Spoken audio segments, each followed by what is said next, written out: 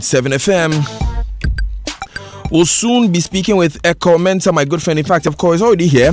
We're here to talk about the challenges that entrepreneurs face. Echo, how be? Good, Daniel. Charlie, it's been a while. You've dogged me, oh, Charlie. No, I did. You've dogged all of us. I'm trying to overcome the challenges I face. Which challenges are with the BOG Oh, issues. God is good. God is good. God is good. Echo, don't get me in trouble this morning. I beg you. Directly affected. You know, I'm directly affected. So, we're working on it. Okay. We're working on it. So we're going into a number of challenges that entrepreneurs face in today's Ghana. What government can do, what entrepreneurs themselves can do, what you and I listening can do. Before that, we'll take a few of your text messages, but it connects to DSTV from wherever you are on up to 4 mobile devices with the DSTV Now app and the Vodafone Showtime bundle from only 1 Ghana cedi for the daily unlimited bundle. All you need to do is be an active DSTV subscriber. Download the DSTV Now app and dial *900# to access the Vodafone Showtime bundle. Call 0302 740 540 for more information. Vodafone, the future is exciting. Ready?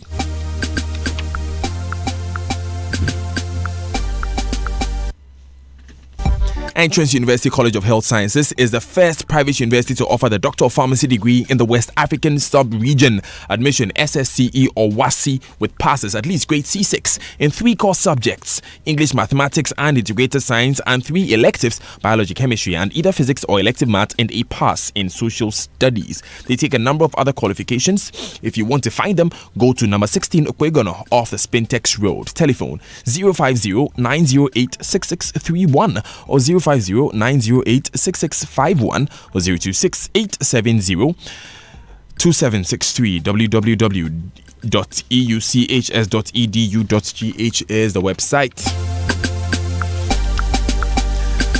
Let me allow Elimwa to read a few of our messages before we go ahead. Elimwa. Okay, yeah. So Frank from Ofanko says, we need Dr. Dufo Jr. to tell us what really transpired. Non-executives, we die finish. Good morning. Please ask your guest what was the audit committee of the board doing, because all BOG's reports are supposed to be reviewed by the audit committee. By listening to the spokesperson, I think Bank of Ghana, in the collapse of Unibank of Ghana must come clean. So he is holding Bank of Ghana responsible. That's Sami from DC. Good morning. I think BOG has not been fair to Unibank. They have a hidden agenda. Otherwise, they would have opened to the board of Unibank. That's from Godson in Spintex. This Professor Newman Kojo chap should give us a break. As a board member, does he think occasional letters from the board to the BOG ended his duty to depositors? Stop relying on forms from Prof. Shareholders stole from the bank, period. That's from Johnny Alote. This one says, obviously, this man is oblivious to the operations in the bank. Every question you ask, he doesn't know. As a board member, executive or non-executive of a bank, you're supposed to know the operations of the bank, especially the approval of huge loans. How can he say a bank that is receiving emergency liquidity support gives 500,000 cedis as CSR to a related company? This is blatant thievery, and someone with a PhD is supporting this. Your question is very relevant, Daniel. This is from Nana Frimpo in Dansum, and he says it's rather surprising. He's saying it's not normal to go back and check transactions which concern you and your organizations, although you were not on the board at that time. The professor must revise his corporate governance notes, but he wants to attack the Bank of Ghana. I can only read a few because there are so many. Yes. And we have so much more to cover on the show, which I'm really excited about, because I'm back in the studio with Echo Mensah. We also have with us on the phone Francis Obrinkrine, CEO and co-founder of Agro Center, winner of Global Seeds Test competition. Good morning, Francis. Hi, good morning, Daniel. How are you? I'm very well. How are you too? I'm blessed. But Charlie, you went to take the seeds test money. At least come and take me out to lunch small, KK. I'm not even asking you for some of the money. Oh, I think now what I have to tell you, God is good, so that is enough. Charlie, you for this morning, you want to give me trouble on this platform. Okay, so I'm going to take 2 quick comments from the both of you to begin with. Echo, in the first place, what is it like being an entrepreneur in Ghana in 2018? Before, I would have said thrilling, exciting, being given the opportunity to translate your ideas into businesses that give opportunities to people, their families, and things like that. But now it feels some way, especially for very ambitious entrepreneurs like us. People look at us as if we are all like, lack of better words, thieves. But we're not. It's the main challenges. So public perception about entrepreneurs. Public perception of who an entrepreneur is. It's always been there. When we're growing up. You are surprising me, to be honest. I have never really looked at entrepreneurs that way, and I've not even thought about it that way. Because you are still reporting this whole issue.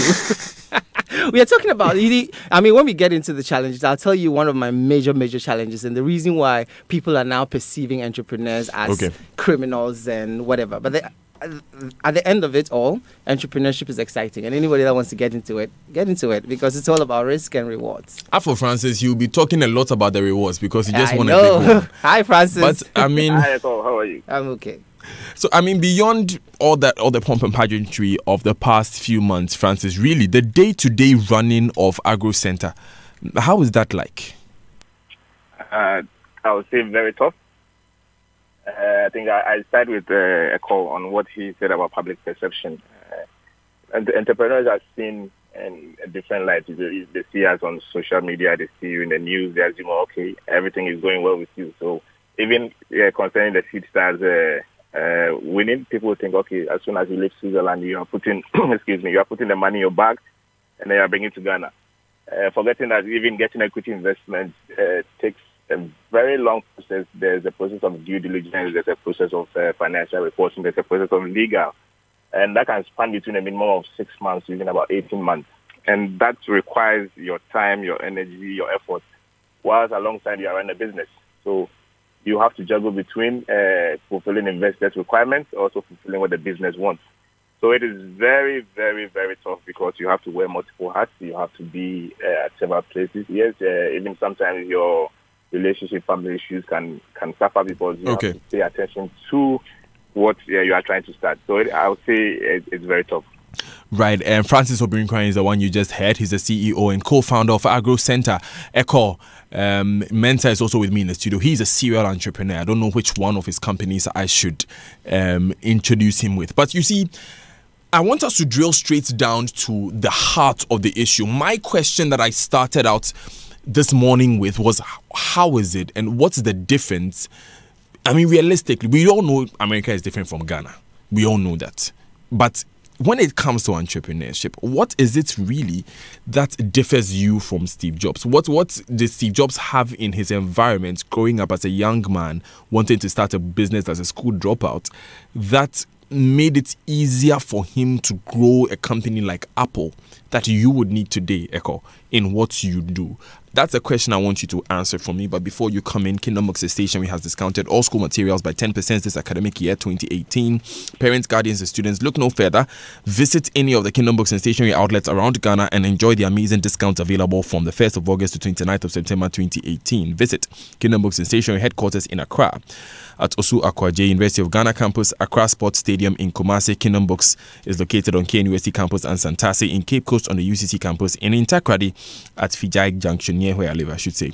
You can call ahead of time to book an appointment on 0501 40 10 50 or 0302 76 2101 or log on to kingdomgh.com. Kingdom Books and Stationery, your number one stop shop for all stationery and office furniture. Eko, I've given you enough time to think about my question. Oh, I wasn't thinking about it. I know what it is. You see, the thing is, first of all, there is a certain enabling environment that exists in America. The whole American dream, the American pride, is hinged on the fact that you have a dream, there are resources, and then there are support systems that have been put in place, both by government and private sector, to push your dream. Okay, and one of the things that I find very challenging with most of us indigenous business people is that we're very local in our dreams and even in our businesses. We are not globally minded, even though most of us talk about it. We want to build a global business. But the fact is, most of us, which is one of the main challenges, is that we're very local in our mindset. Most of us are very subsistence. We just want to make money. We just want to see this dream go through. Take we care just of your want wife to and take. kids. Well, but the fact is, even for the difference between the banks that have survived and the banks that are going down, is the mindset of being local. not putting in place the necessary structures to enable you to be a globally competitive business. Okay. Because if you're a globally competitive business, which is seen in most of these American businesses that we read about, the Apples and the Microsofts and all that. But did they have had a vision stage? Did they have these structures when they were starting out? You see, no, it's not about having the structures when you start out. It's about having a mindset of what kind of business you want to build. Okay. The structures come in, and the more liquid you are, the more money you make, the more expertise you can bring into your business to help you build those structures. Echo, let me go to Francis with a similar question. But Francis, Echo raises an interesting point that in spite of the economy, in spite of doomsday, in spite of exchange rates, the one thing that differentiates people who make it elsewhere in the world from entrepreneurs who make it in Ghana is the mindset. Yes. Do you agree, Francis? I partly agree and I partly disagree also. Ideally, because yes, the mindset is always positive. You find if you talk to a lot of Ghanaian and a lot of African entrepreneurs, you find that they have a positive mindset. But then what you mentioned, which is true, is the enabling environment. If you take Steve Jobs, if you take the other stories, those are classical Silicon Valley stories. The structures are in place for them. The once you start something, and once it catches, if you take even the recent Pokemon Go that was downloaded all over the world, once you can buy into the cultural identity of people, it catches fire easily, and then you can have people jumping on the next big thing. Here it's quite different. Our attitude towards entrepreneurship, towards it's even worse in the tech space, because people assume that all your business is in the computer. I remember I went for one meeting with a potential investor. And then he asked, I want to see some physical thing. I said, no, we're a tech company. So he said, everything's on the computer. I said, yes. He said, why do I have to put my money in the computer? So people have a very wrong mindset of how entrepreneurship should be. They think you should have a very huge warehouse, you have a large acres of land, etc. But then it doesn't really work that way. So here it's very difficult because if we buy into the typical Silicon Valley... Francis, give me three specific things that if they were in Ghana, I just want you to give me those three things. Sure. That if they were in Ghana, it will make it easier for you. So first one, let me talk about the government policy on foreign shareholders having a stake in your company. So I think with the Ghana Investment Promotion Council, if you are to even receive, you have to have foreign investors coming on board your company. I think the minimum capital requirement is about $200,000. At a very early stage, most companies will not invest $200,000 in a very small company. It's going to be between a ticket size between $30,000 to about $50,000. Fun fact, I know a 25-year-old Kenyan who is facing this right now because he wants to start a business in Ghana and he's being classified as a foreign investor. So most investors will shy away from these things, because once you tell them this is what is happening in my country, you tell, okay, now you have two options. If you want us to invest in your company, either you relocate the headquarters outside the country, so you have the choice to go to Mauritius or you go to Delaware. And these people have at least even zero minimum capital requirement. Wow. And it's working for them. So you find a lot of startups in Ghana and Nigeria who are raising big money actually do not have their headquarters in Ghana here or even in Nigeria. Wow. That's a fact now to tell you. Wow. Because you know what, Francis? Francis, you've already given us so much to chew on already, but the point Echo made was that people, it's not like entrepreneurs are not thinking positively, it's that they are not thinking globally. They are not looking at themselves as people who can compete on the global space and the global stage, and so need to act like that. And he gives an example of the lack of structures when it gets to a level of business in Ghana, which is not exactly the level that you may be on now, but is the level that you aspire to be. Do you agree with that entrepreneurs in Ghana do not think globally, like my marketplace is the entire world and not just Ghana? Yes, that is true. I think it also comes down to how, we usually always compare Ghana to Nigeria. We say Nigerians are aggressive when it comes to business. They are not aggressive. I think they see the bigger picture. Here you find people doing very small things. After 5-6 years, they are still doing the same thing because they are making, as you mentioned, they are still doing the subsistence way, which is very true. So we don't have people who are aspiring to put up a global brand out there. Only few people are actually doing that.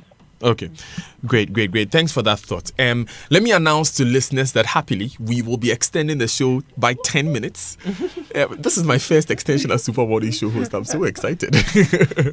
up to 10 a.m. I mean, I've done to 10:06 and 10:05 before, but so we'll be going to 10 a.m. In view of that, I'll take these important messages now. We are talking about the challenges that entrepreneurs face, and on the line with me is the CEO and co-founder of Agro Center, is agri-tech startup and eco mentor who I can only describe as a serial entrepreneur, a man with his finger in many pies. Stay with us. This is the Super Morning Show. What's your thing? A high baller, always after the bigger picture. Living your life in boardrooms, transiting through VIP lounges into first or business class. Sipping on some whey while flipping through pages of FT and Bloomberg. What's your thing? Your life is busy and your schedule is crazy. But when you can make some time, you try to unwind with some jazz or high life. Over some drinks with friends, but the business talk never ends, even at the bar. Let's do your thing. Stanbic Bank. Moving forward. FPAC is effective for headaches and relieves the symptoms of flu, colds, and catarrh. FPAC blows away the pain associated with sore throats. During and after a hard day's work, FPAC relieves you of body pains. After the day's sports workout, FPAC helps the body to control the aching muscles. FPAC is effective against feverishness. FPAC reduces body temperature associated with malaria and other fevers. FPAC is effective against rheumatic pains. You can find FPAC in all pharmacy and chemical select shops throughout the country. FPAC is not recommended for children less than 16 years of age, ulcer and asthmatic patients, pregnant and lactating mothers. If symptoms persist for more than 2 days, consult your doctor. FPAC blows your pain away. FPAC Junior follows in the tradition of FPAC tablets, a trusted friend to relieve your child of pain associated with teething, catarrh, cold and fever. The good that FPAC does for you, FPAC Junior does for your child. FPAC Junior is for children between 6 months and 12 years. FPAC Junior blows your child's pain away. The biggest African stars are coming. Ghana, are you ready? Glow presents Mega Music with Sarkodie, Wizkid, Davido, Stonebwoy, Techno, Yemi Alade, Flavor, Diamond Platnumz, Kwame Eugene, Patapa. Glow Mega Music. Catch Africa's megastars at the Fantasy Dome Accra on August 25th and September 22nd. Just dial *5301# and use 20 Ghana CDs on voice or 30 Ghana CDs on voice and data to gain entry. The Grandmasters of Data. Glow Ghana. I am Dr. Keisha. Acacia gives your workers the best customer service and treatment options when the need arises, keeping them healthier and more productive for your business. Acacia Health Insurance. We place value on those you value. Blow the candles, sound the trumpet, and scream! Media is 50! Media, your #1 air conditioner and appliance manufacturer, is 50 years old. 50 years of top-notch quality, and we're celebrating it big. Starting from 15% discounts on appliances from any Media showroom or authorized reseller. Join the celebration of Media at 50. We have amazing home appliances at great discounts. Tabletop fridges starting at 499 Ghana cedis. 4-burner gas cookers starting at 799 Ghana cedis. Chest freezers are also starting at 799 Ghana cedis. Blow the candles, sound the trumpet, and scream! And so many appliances for you to choose from. Remember, it's a celebration. It's Media at 50 big sales on appliances. Visit a Media showroom or authorized reseller now, or call us on 0503 400 600. It's the Media at 50 promotion. Terms and conditions apply.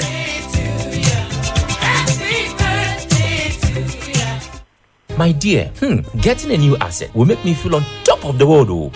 Look, I'm thinking of getting a new car, a house, an acre of land, and a new truck for the business. No doubts, my darling. But why not first check to ensure the security of these assets before you buy? You are right. With some people using their assets to take loans from different banks, while others sell properties which do not belong to them to innocent buyers, you and I have no choice but to quickly fall on the collateral registry to know the true status of any property we want to buy or accept as collateral for loan. You better act now. Don't lose guard. The collateral registry of the bank Bank of Ghana is the one-stop place for banks and individuals to check the true state of an asset. Contact the Bank of Ghana's Collateral Registry at the City House 11th floor or call 0243 543 931. Collateral Registry, securing your transaction. This message was brought to you by the World Bank Group and IFC in partnership with the Bank of Ghana and with support from the State Secretariat for Economic Affairs, SECO. Hey, Bra Kofi, your ceiling be smooth, bright and fine, Papa. That's an understatement. It dey blink like 80 carats white gold. This be Interface plasterboard ceilings. Smooth, bright, and long-lasting. Everybody where they come here, they fill up. Where they direct them go Interface Limited for world-class quality. If you're involved in new property development, renovation, or decoration, the right place for you is Interface Limited. Call us on 0274-999999 or visit our website at www.interfacelimited.com. Coffee in your cup and Joy on the set. The Super Morning Show is always the best bet on Joy 99.7 FM.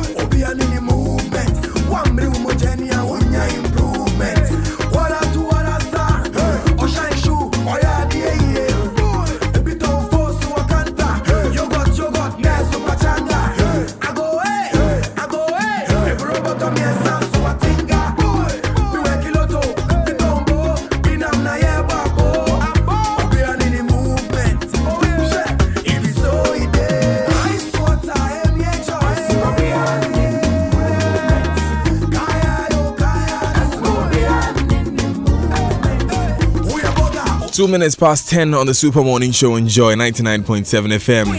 Yes, I get to say we are still having the Super Morning Show 2 minutes past 10 because today we are going till 10 minutes past 10. What's your movement? Ecomente's movement is entrepreneurship. He helps SMEs grow.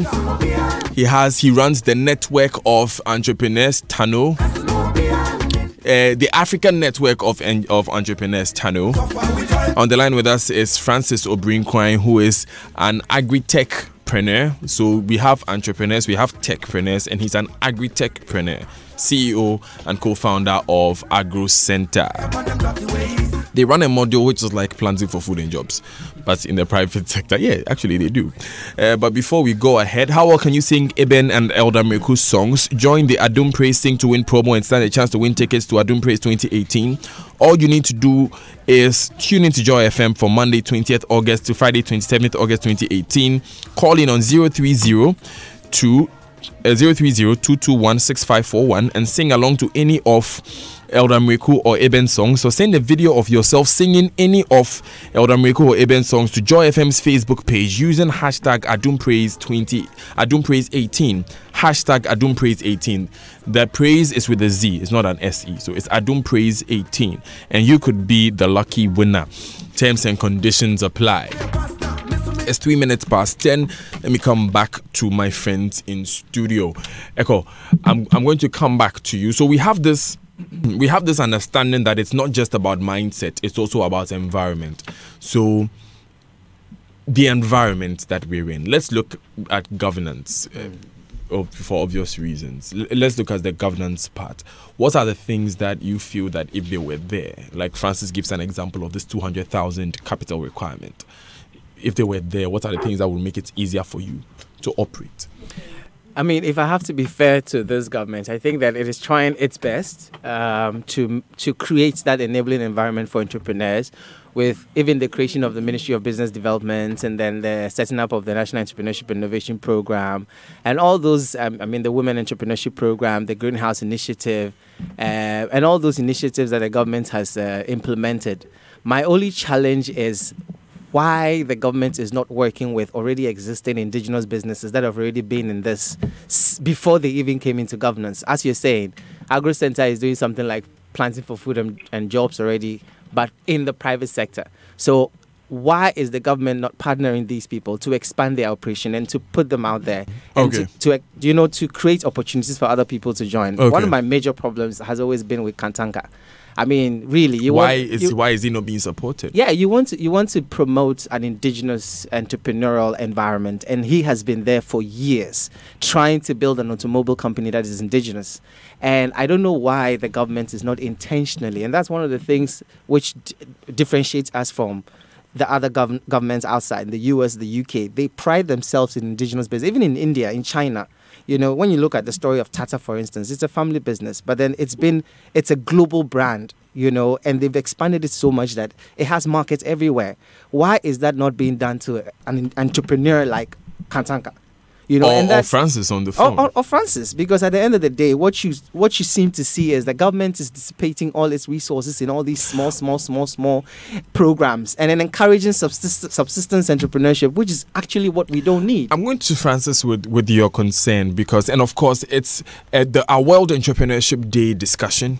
Today is World Entrepreneurship Day, and so we are celebrating entrepreneurs, and we are trying to understand exactly what it means to be an entrepreneur in Ghana and what we can do. Because it's World Entrepreneurs Day. I'm going to Francis now. Francis, the concerns ECHO raises about what government should do seem legitimate at a point. But if you consider the fact that interest payments, statutory obligations, like our budget is wages and salaries, these things take close to 99% of our budget already. So basically, people come and give us money and tell us how to spend it.